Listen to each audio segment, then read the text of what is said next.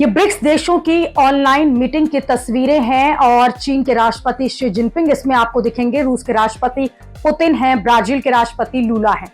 लेकिन इन दिग्गजों के बीच भारत से प्रधानमंत्री मोदी की जगह विदेश मंत्री एस जयशंकर हैं और इस मीटिंग से पीएम मोदी की गैर मौजूदगी की खूब चर्चा हो रही है।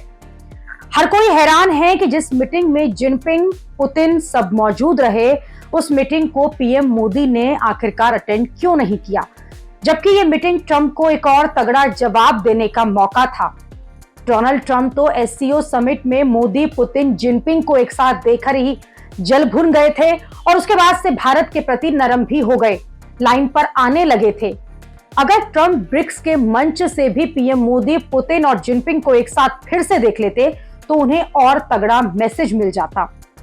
लेकिन प्रधानमंत्री मोदी इस मीटिंग से दूर रहे। ब्रिक्स देशों के नेताओं की इस बैठक का आयोजन ब्राजील ने किया है और जो इस साल ब्रिक्स की अध्यक्षता भी संभाल रहा है।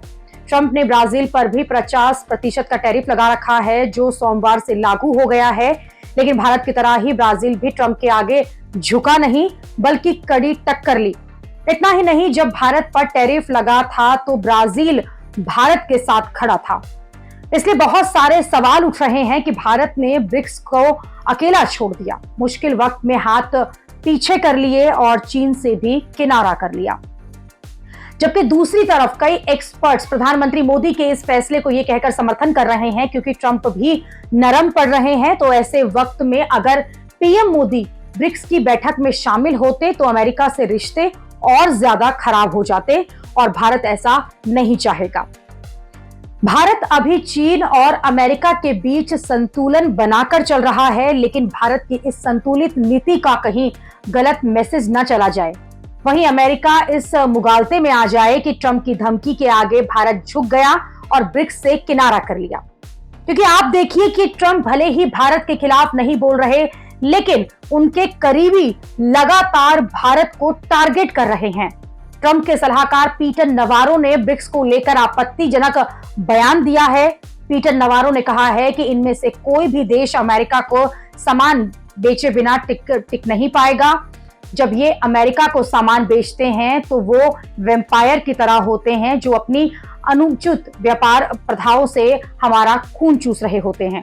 उन्होंने आगे कहा कि मुझे नहीं पता कि ब्रिक्स कैसे एकजुट होता है, एक साथ कैसे रहता है, क्योंकि ऐतिहासिक रूप से वे एक दूसरे से नफरत करते हैं और एक दूसरे को मारते हैं।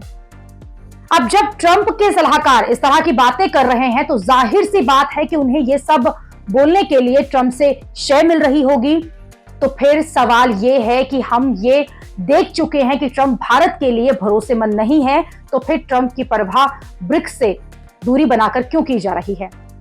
हाँ, ये बात सच है कि ब्रिक्स में भी चीन के साथ भारत के रिश्ते अच्छे नहीं रहे हैं, लेकिन फिलहाल तो भारत और चीन दोनों रिश्ते सुधारने में लगे हुए हैं।